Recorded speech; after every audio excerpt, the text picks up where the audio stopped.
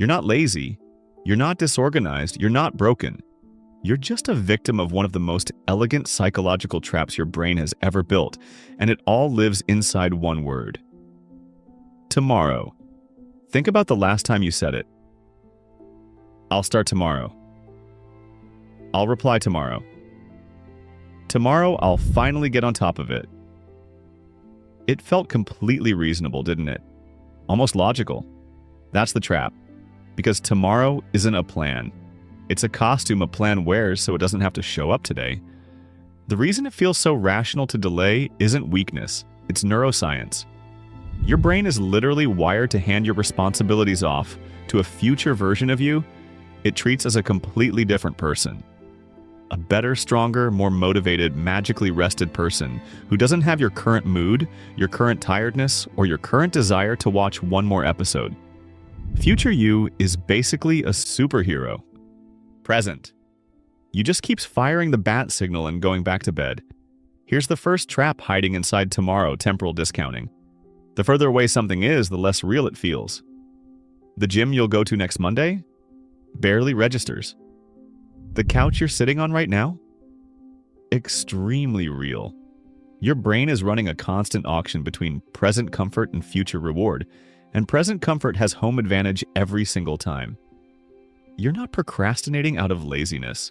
You're procrastinating because your brain is doing math, very bad, very biased math, and concluding that starting right now simply isn't worth it. Congratulations, you're being rational. Terribly, destructively rational. But it gets worse. Layered on top of temporal discounting is optimism bias, the tendency to overestimate good outcomes and underestimate bad ones. Applied to procrastination, it means tomorrow in your head is a pristine, obstacle-free day. No unexpected calls, no energy crashes, no distractions.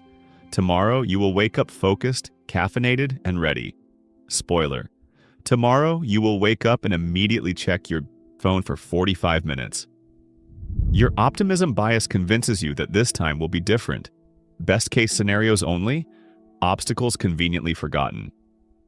And that brings us to the third trap, the planning fallacy. First identified by Kahneman and Tversky, it's the tendency to underestimate how long a task will take, despite knowing that similar tasks have always taken longer. You have lived your entire life. You have evidence. And you still think this one will be different. That report that always takes 3 days? You've blocked out one afternoon. The workout routine that never survives past Wednesday? This week is definitely the week. Here's a question worth sitting with, and I genuinely want to know your answer. When you say, "I'll do it tomorrow," do you actually believe it in the moment? Or do you already know somewhere deep down that tomorrow probably won't happen either? Comment your answer below, because the next part might hit differently depending on which camp you're in. The reason tomorrow works as a trap isn't just about time, it's about identity. Studies using brain imaging have shown that when people think about their future selves, the neural activity resembles thinking about a stranger, which explains why we can make decisions that objectively harm our future self. Because neurologically, that future self feels like not me. And what do we do with strangers? We hand them impossible tasks and wish them luck. Here you go, random person. Please handle this enormous project, this difficult conversation, this life change I've been avoiding. Then we walk away and eat a snack. People who don't procrastinate as much aren't more disciplined. They just feel more connected to the person who will deal with the consequences. They're not handing off to a stranger, they're protecting themselves. So here's the reframe. Every time you say, "I'll do it tomorrow," you are not giving yourself a break. You are making a decision on behalf of someone else. Someone you've loaded up with all the tasks you didn't want to do. Someone who will wake up tomorrow already behind, already stressed, already wondering why present you was so cavalier with their calendar. Stop asking, "When should I do this?" and start asking which version of me is actually going to do this.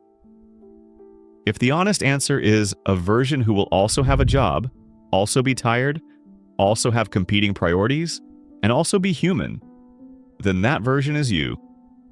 Right now. Not a superhero, not a stranger. You. Tomorrow is a word. today is a choice. If this video cracked something open for you, share it with someone still waiting for their perfect tomorrow and subscribe, because we've got a lot more of these traps to expose.